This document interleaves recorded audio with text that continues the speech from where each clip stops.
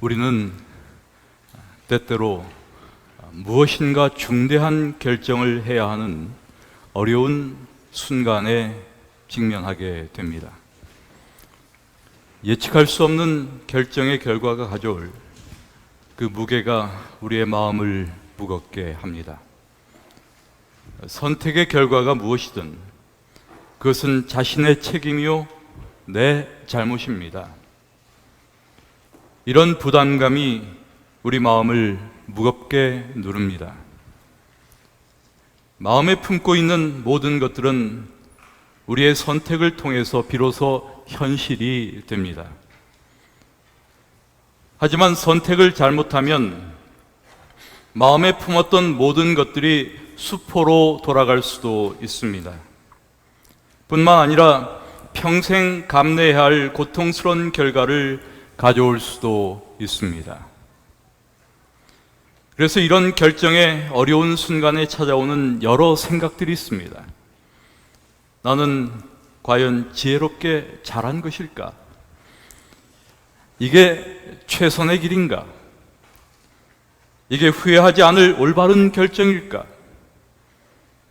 하나님은 이것을 원하실까? 나는 그 결과를 감당할 수 있을까? 나의 선택이 잘못되었음이 밝혀진다 해도 하나님은 나와 함께 하실까? 이런 생각들이 우리의 마음속을 어지럽힙니다. 여러분, 이런 순간에 하나님께서 우리에게 적절한 길을 선택하도록 말씀해 주시거나 우리를 인도해 주신다면 얼마나 좋을까요? 그러면 우리는 후회 없는 삶을 살아갈 수 있지 않겠습니까? 어처구니 없는 선택이나 결정으로 오랜 시간 회한과 고통으로 가슴 아프게 보냈던 경험들을 돌이켜 생각해 보면 결국 모든 것이 하나님의 음성을 듣는 것과 깊이 관련되어 있음을 발견하게 됩니다.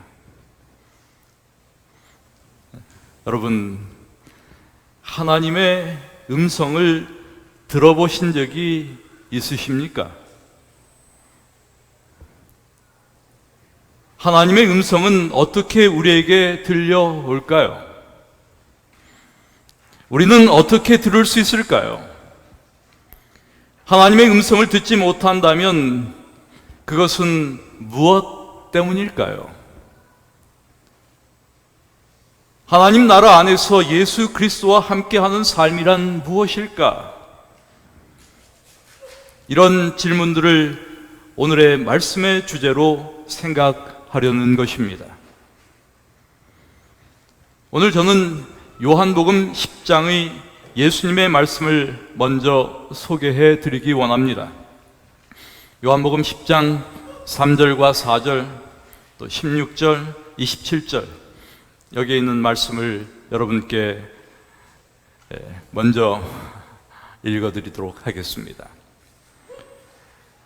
문지기는 그를 위하여 문을 열고 양은 그의 음성을 듣나니 그가 자기 양의 이름을 각각 불러 인도하여 내느니라. 자기 양을 다 내어놓은 후에 앞서가면 양들이 그의 음성을 아는 고로 따라오되 또 이 우리에 들지 아니한 다른 양들이 내게 있어 내가 인도하여야 할 터이니 저희도 내 음성을 듣고 한 무리가 되어 한 목자에게 있으리라. 내 양은 내 음성을 들으며 나는 저희를 알며 저희는 나를 따르느니라. 우리는 예수님의 이 말씀을 통해서 하나님의 음성을 듣는 것은 그분의 인도를 받는 것임을 알게 됩니다. 목자 되신 그리스도와 그분의 양인 우리 사이에서 목자의 음성을 그분의 양이 듣는다는 것과 그 음성을 듣고 양이 따라간다는 말씀을 통해 이러한 사실을 예수님께서는 분명히 밝히고 계십니다. 성경은 우리에게 하나님과 인간 사이에 있었던 많은 대화의 사례들을 보여줍니다. 에덴 동산에 아담과 하와를 찾아오신 하나님으로부터 하나님과 동행한 에녹, 아브라함을 찾아오셔서 대화하신 하나님, 모세와 대화하신 하나님, 사무엘이 하나님의 음성을 들은 일까지,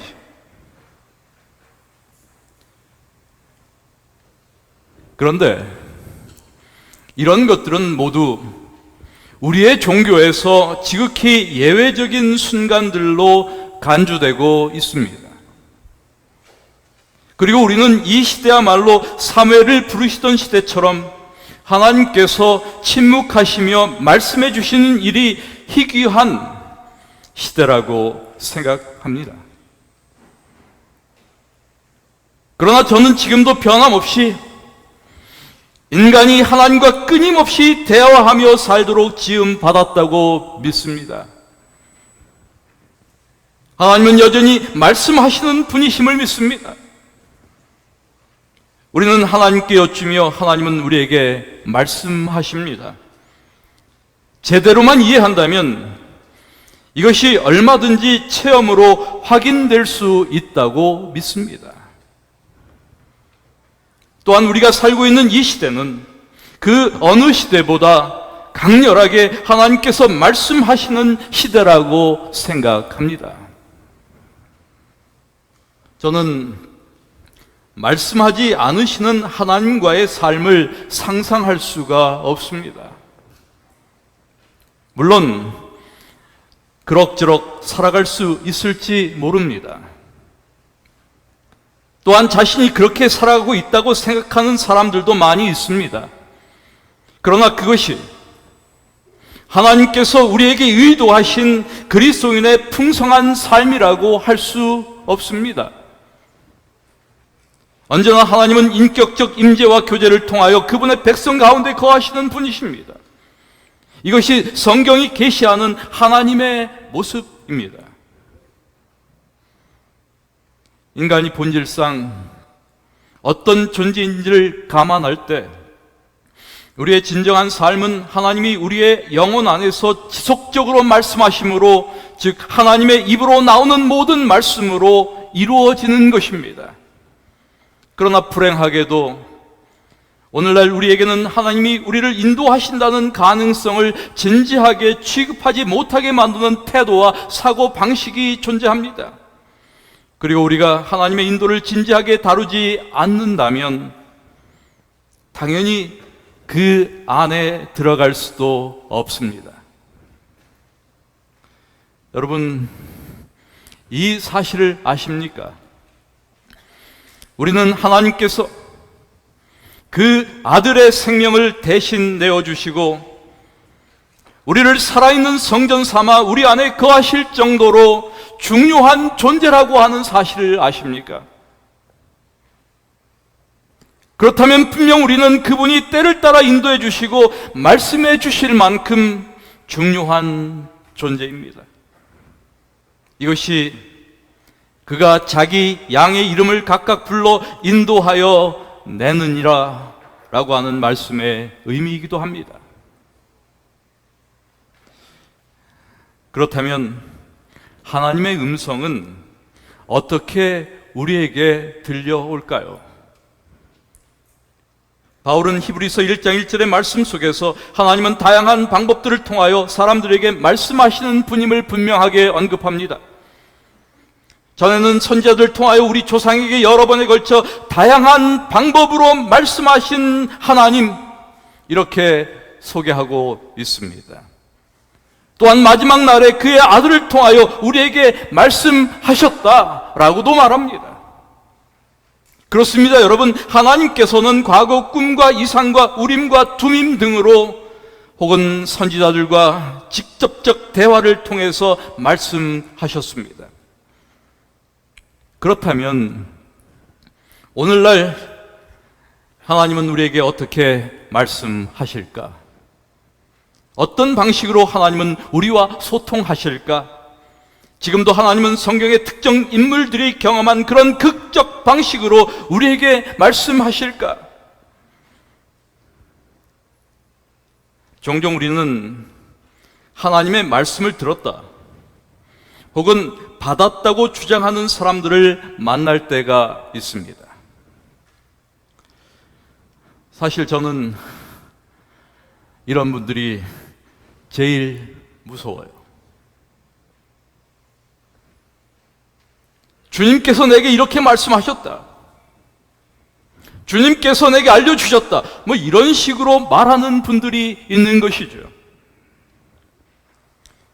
그리고 저는 기본적으로 이런 분들을 믿지 않습니다. 제가 어느 날 우리 대학교의 성도님 여러분들에게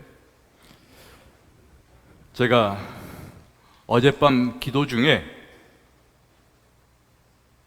주님의 분명한 환상을 받았습니다. 우리 대학교 신자들이 우리 대학에 재학 중인 외국인 학생 한 사람씩 후원하여 그들을 선교사로 교육하여 내보내야 합니다. 뭐 이렇게 말하면 이렇게 생각하시면 딱 맞아요.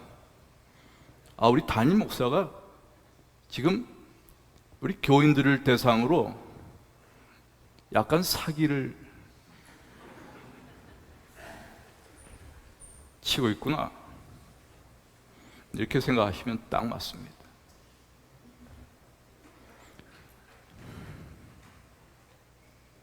제가 이렇게 말하면 그 아이디어가 아무리 좋아도 믿지 마십시오. 이 아이디어는 훌륭한 아이디어 아닙니까, 여러분? 그런데 이런 아이디어는 하나님께서 안 주셔도 그냥 다 생각해서도 할 수가 있어요. 사실 하나님의 음성을 듣는다는 것, 그것은 종교적으로 매우 신비한 체험입니다. 또한 매우 주관적이며 개인적인 경험이기도 합니다. 그런 경험이 없는 것도 거짓인 것도 아닙니다. 그러나 그런 경험은 자신만의 경험으로 간직되어야 합니다. 실제로 하나님이 지시하는 말씀을 들은 사람은 좀처럼 그런 이야기를 하지 않습니다. 가장 가까운 친구들에게도 입 밖으로도 꺼내지 않습니다. 여러분, 사도 바울이 그랬습니다. 그는 셋째 하늘을 다녀왔습니다. 그는 보통 사람들이 누리지 못한 특별한 은사를 경험한 사람이었습니다. 여러분, 사람은 누구나 신비한 체험 앞에는 약합니다. 자기도 모르게 자랑하게 되고 거만스러워집니다. 그러나 바울은 14년 동안 셋째 하늘에 다녀온 이야기를 한마디도 입에 담지 않았습니다. 그가 부득이하여 고린도후서 12장에서 그 이야기를 하게 되었을 때 그는 3인칭을 써서 자신을 숨기고 있는 것을 볼 수 있습니다. 그렇습니다, 여러분. 그것이 신비한 종교적 체험으로 사람들에게 과시되는 순간 그것은 독이 되고 맙니다. 사실 사람들의 입에서 그런 말이 나올 때 그것은 어리석은 어처구니 없는 결과를 가져올 수도 있습니다. 그러므로 우리가 하나님께서 말씀하시는 방식을 아는 것은 매우 중요합니다. 하나님의 음성이 무엇이며 그것이 어떻게 찾아오는 것인지를 알아야 합니다. 특별히 자신과 다른 사람들을 보호하기 위해서도 중요합니다. 그렇다면 이 시대에 하나님께서는 우리에게 어떤 방식으로 말씀하실까요? 물론 우리는 과거 선지자들에게 그랬듯이 하나님께서 특별한 경우 특정한 사람에게 매우 극적인 방식으로 소통하실 수 있음을 부인할 필요가 없습니다. 그러나 이런 예외적인 방식을 제외하고 우리가 경험할 수 있는 일반적 하나님의 인간과의 의사소통은 두 가지 방식으로 이루어진다고 할 수가 있습니다. 가장 보편적인 첫 번째 방식입니다. 그것은 하나님의 말씀과 예언의 신을 통해서입니다. 이것이 오늘날 하나님께서 인간에게 말씀하시는 가장 보편적인 방식입니다. 어떤 분들은 그런 생각을 종종 하시는 것 같아요. 어떤 사람이 어떤 신비한 종교적 체험을 가지고 있을 때 왜 나에게는 그런 경험이 없을까? 이렇게 생각하는 분들이 종종 있는 것 같아요. 그리고 그런 경험을 추구하고 그런 경험을 갖고 있는 사람들에 대하여 대단히 부러워하는 분들이 있는 것 같습니다. 그래서 하나님께서 나에게는 말씀하지 않는 분이라고 생각하는 경우도 있습니다. 왜 주님은 내게 아무 말씀하시지 않을까? 이렇게 염려하고 고민하는 분들이 있다는 뜻입니다. 여러분, 그러나 하나님께서 사용하시는 가장 보편적인 방식은 그런 방식이 아닙니다.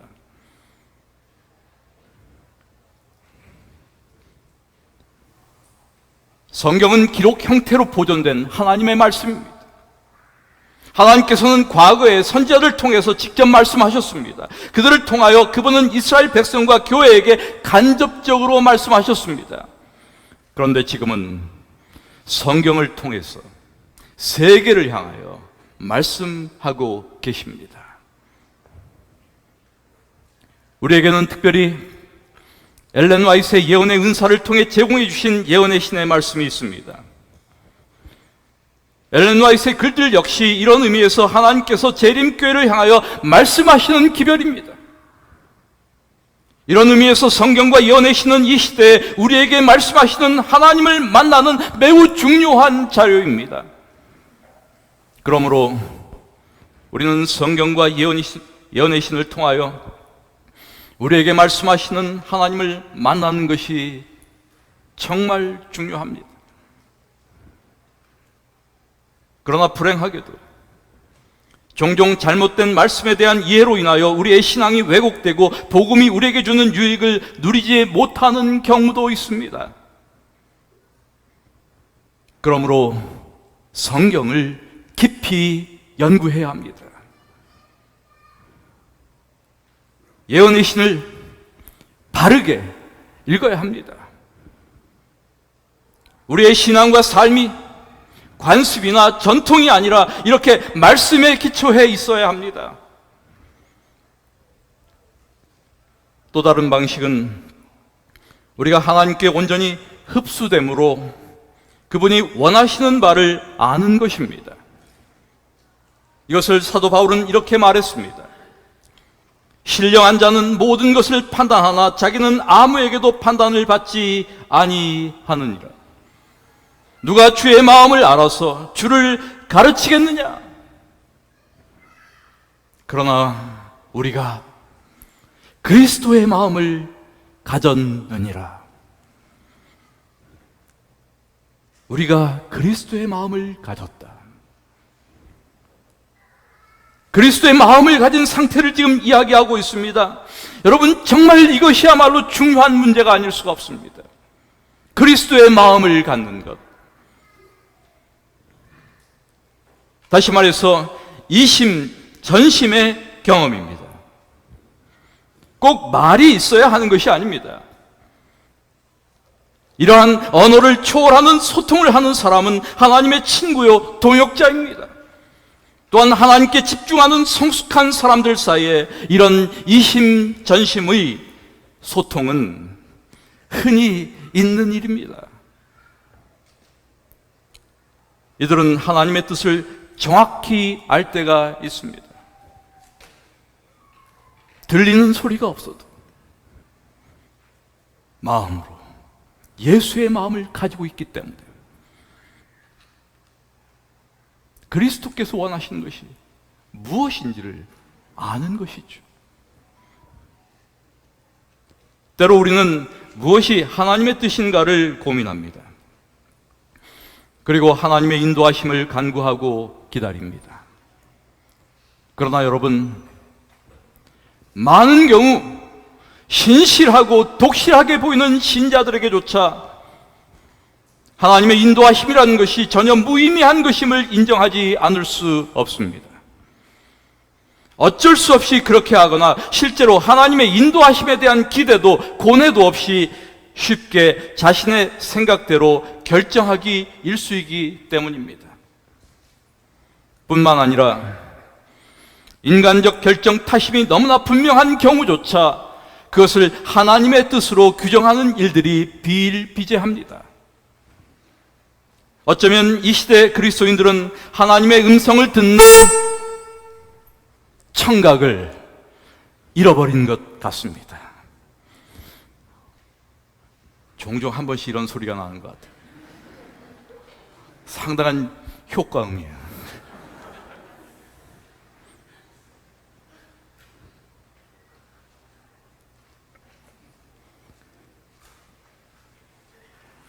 청각을 잃어버렸다고 하니까 나는 소리예요.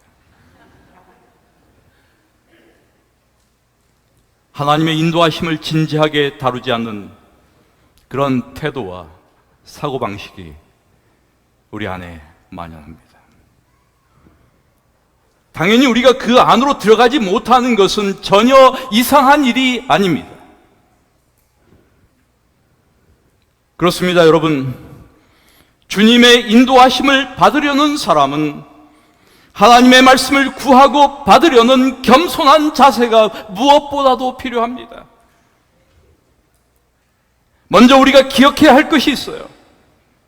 그것은 지금도 하나님께서는 그분의 뜻을 알기 위해 고뇌하는 사람들에게 참으로 다양한 방식을 통해서 말씀하고 그들을 인도하고 계시다는 것입니다. 우리가 하나님의 주권에 자신을 맡긴 그런 신자들이라고 한다면 하나님은 각자의 삶에 특별히 개입하심으로도 우리를 인도하십니다. 때로는 우리 마음속 깊은 곳을 찌르는 예민한 양심의 소리를 통해서도 하나님은 우리를 인도하십니다. 설교 말씀이나 성경 연구의 빛을 통해서도 하나님은 우리를 인도하십니다.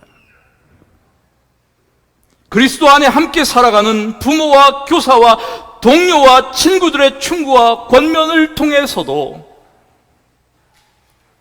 여러분, 하나님은 오늘도 우리에게 말씀하십니다. 그러나 하나님의 인도를 포함해 그분이 우리에게 말씀하시는 방식에 대한 세 가지 잘못된 해석이 있어요. 이런 것들은 명백한 오류이며 하나님의 음성을 듣고 그분의 인도를 받아 살려는 우리의 노력에 분명 큰 해를 끼치는 것들입니다.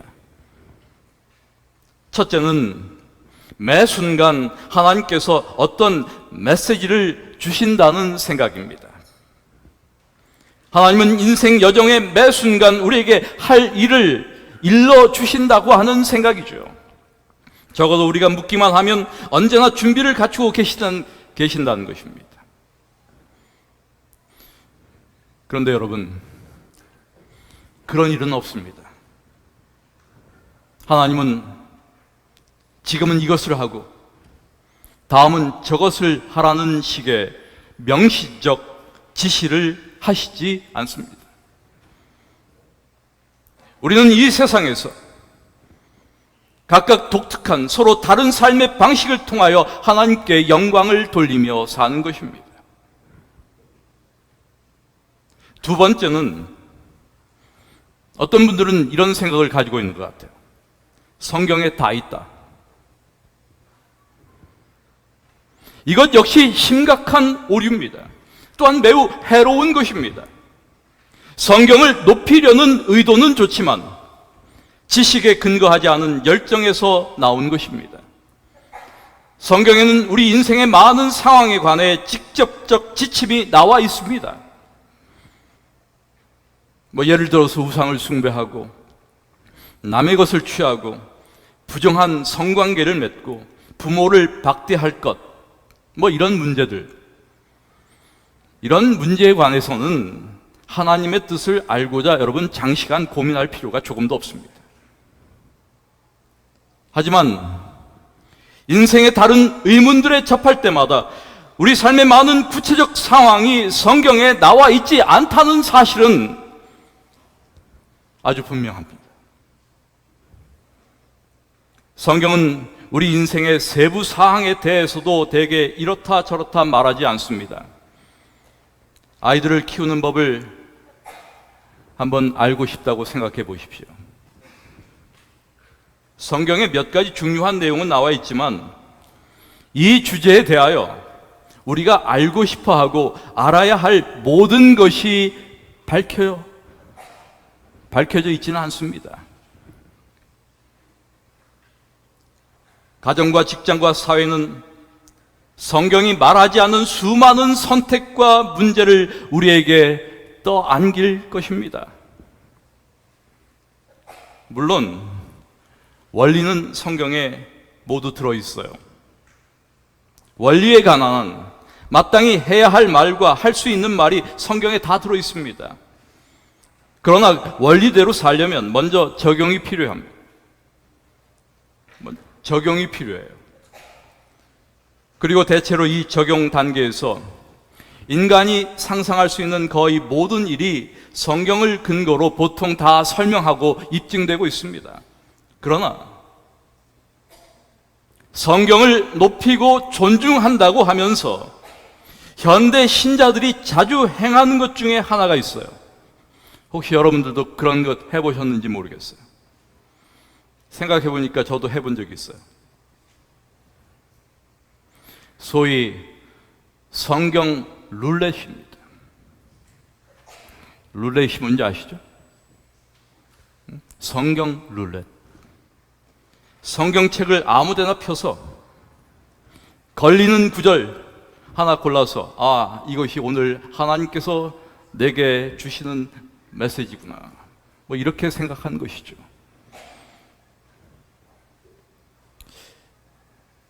이것은 하나님의 뜻을 알려고 하는 어떤 절박한 노력, 뭐 이런 것을 보여주는 부분이다라고 할 수 있지만은 동시에 미신적 특성을 보여주는 부분이기도 합니다.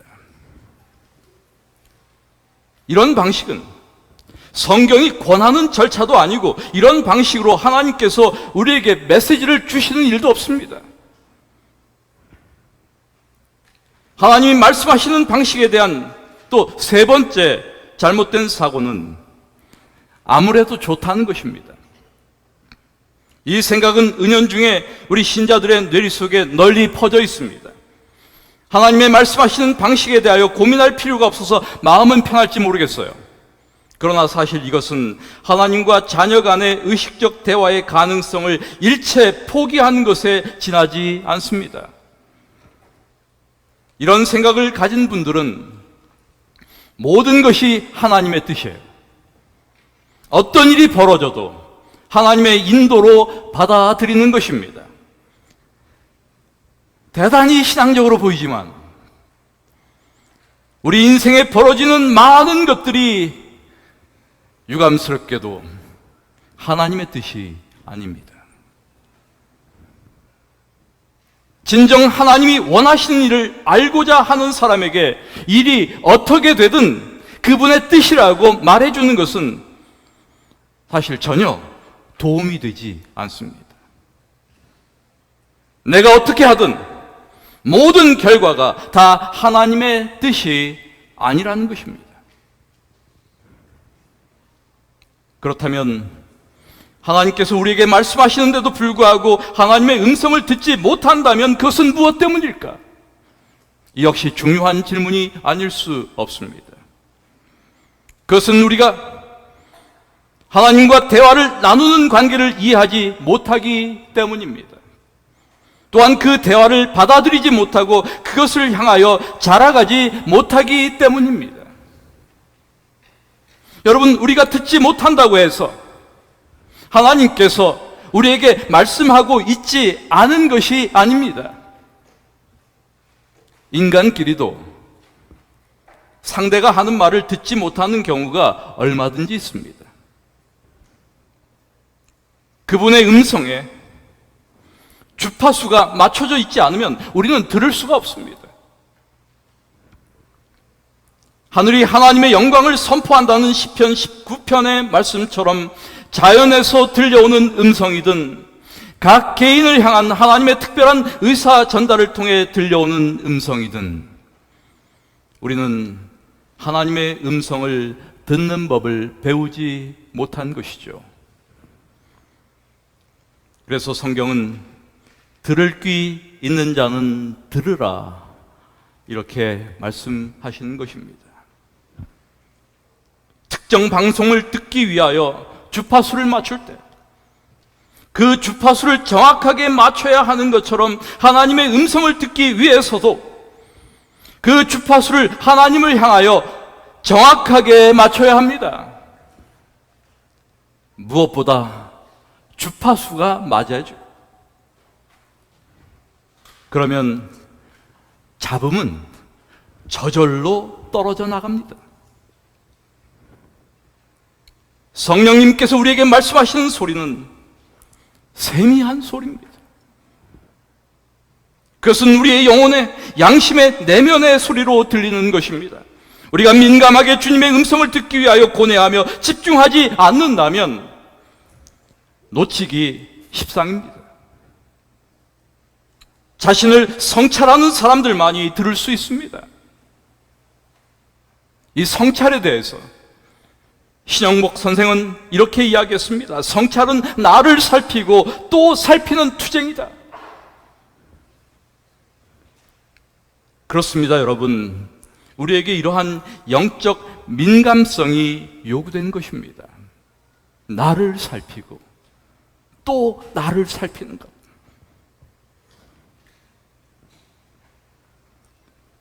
이제 우리는 정직하게 우리의 영혼을 탐색하는 작업이 필요합니다.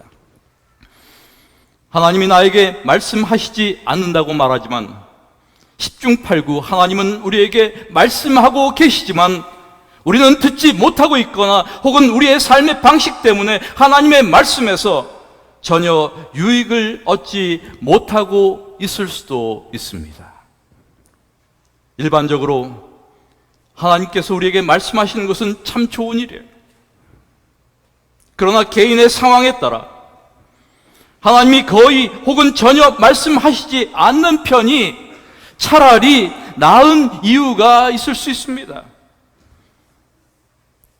하나님이 내게 말씀하시지 않는 것이 사실이라면 혹 내가 그 경우가 아닌가 살펴보아야 합니다.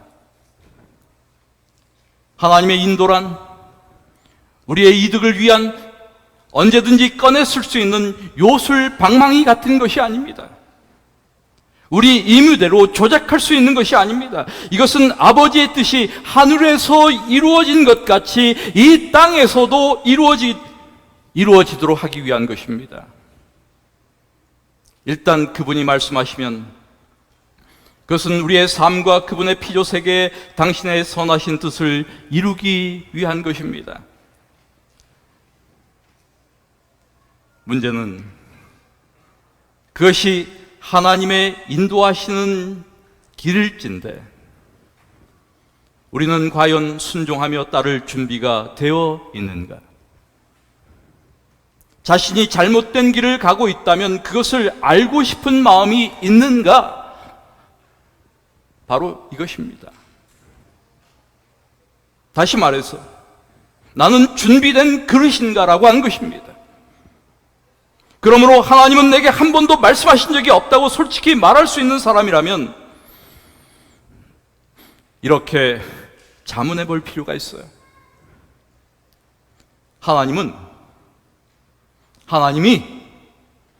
하나님께서 왜 내게 말씀하셔야 하는가? 여러분, 하나님께서 여러분에게 말씀해야 할 이유가 있습니까? 하나님께서 왜 내게 말씀하셔야 하는가? 내가 어떻게 살고 있기에 그분이 나에게 말씀하시는 것이 합당하단 말인가? 그분과 나는 삶 속에서 함께 일하고 있는가? 혹 나는 내 생각과 뜻을 가지고 있으면서 형식적으로 하나님을 약간 이용하려 하는 것은 아닌가? 그렇습니다, 여러분. 우리의 삶이 하나님의 뜻에 헌신되어 있을 때 그분은 우리에게 말씀하실 이유가 비로소 생기는 것입니다. 물론 우리의 삶이 그분의 뜻에 헌신되어 있지 않다 해도 그분은 우리에게 말씀하실 수 있어요. 혹 우리가 전략적 위치에 있다면 그분의 목적을 위하여 우리를 사용하실 수도 있습니다. 아무리 잘못된 길로 가고 반항한다 할지라도 어디까지나 우리는 그분의 피조물이기 때문에 하나님께서 말씀하실 수 있습니다. 그러나 우리는 자신이 원하는 것과 하나님이 원하시는 것, 자신이 원치 않는 일과 주님이 원치 아니하시는 일을 분별하기 위하여 거룩한 하나님의 임재 앞에 나아가 그분의 음성을 듣고자 하는 경우가 얼마나 있나? 하나님을 사랑하는 분명한 의식을 갖고 하나님과 기꺼이 협력하려 한다면 반드시 나는 무엇을 위해 살고 있는가라고 하는 문제를 먼저 해결해야 한다는 말입니다. 그리고 주님의 인도를 따르는 삶을 살기 원한다면 이제 하나님의 말씀을 어떻게 듣는가라는 질문은 마땅히 다음의 선결 질문으로 바뀌어야 합니다. 하나님의 말씀을 듣는다면 나는 어찌할 것인가? 이것은 정말 중대한 질문입니다. 하나님의 뜻은 나의 이익에 도움이 되지 않을 수도 있기 때문입니다. 우리가 종종 부르는 찬미 가운데 주님의 뜻을 이루소서라고 하는 찬송이 있어요. 우리는 주님의 뜻을 이루소서라고 찬송하지만 주님의 뜻이 정말 이루어질까 봐 걱정이 돼요.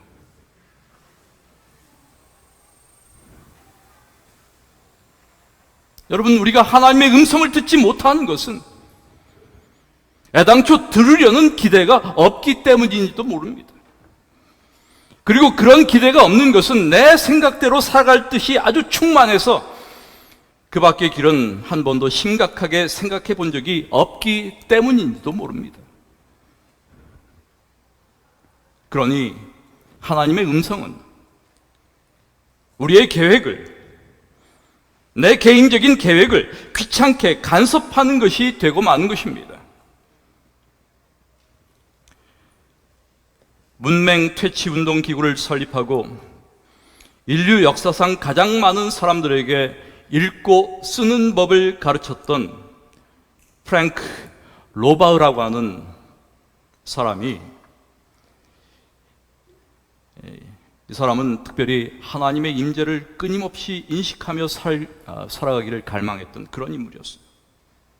근데 그가 하나님의 뜻대로 살기로 결단하던 순간 자신의 삶에 찾아온 굉장히 중요한 변화를 이렇게 기록하고 있습니다. 나로 말하자면 그동안 살아있은 적이 한 번도 없었다. 반쯤 죽어 있었다. 나는 썩어 들어가는 나무였다. 하나님의 뜻을 찾겠노라고 내 안의 모든 세포가 거부할지라도 그 뜻을 행하겠노라고 내 생각의 전투에서 이기겠노라고 솔직한 마음으로 결단하고 또 결단하는 자리에 이를 때까지는 그랬다. 꼭 내 영혼에서 깊은 샘물이 터져 나온 것 같았다. 우리는 머지않아 이 몸을 벗을 것이다. 돈도 명예도 가난도 압박도 모두 무용지물이 될 것이다. 그것들은 하나같이 영혼 속에서 잊히는 것들이기 때문이다. 그러나 끊임없이 순종을 다짐하는 마음에 찾아오는 이 영혼만은 영원할 것이다.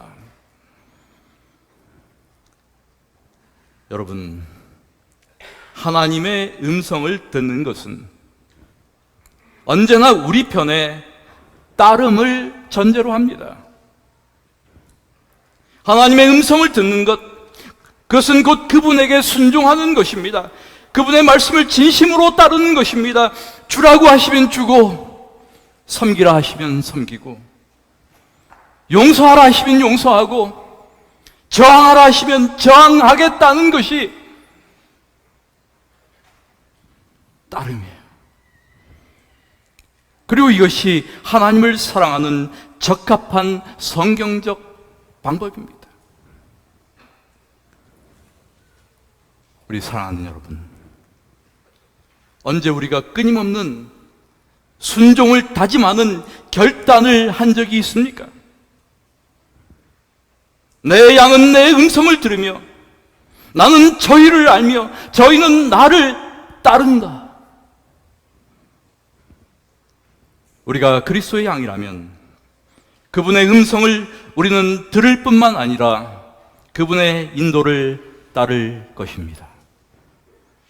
그리고 그분은 우리를 푸른 초장으로 쉴만한 물가로 인도하실 것입니다.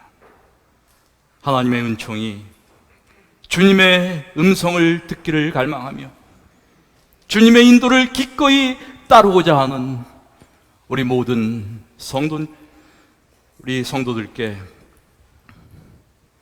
이 시간 함께 하시기를 기도드립니다. 말씀을 마칩니다.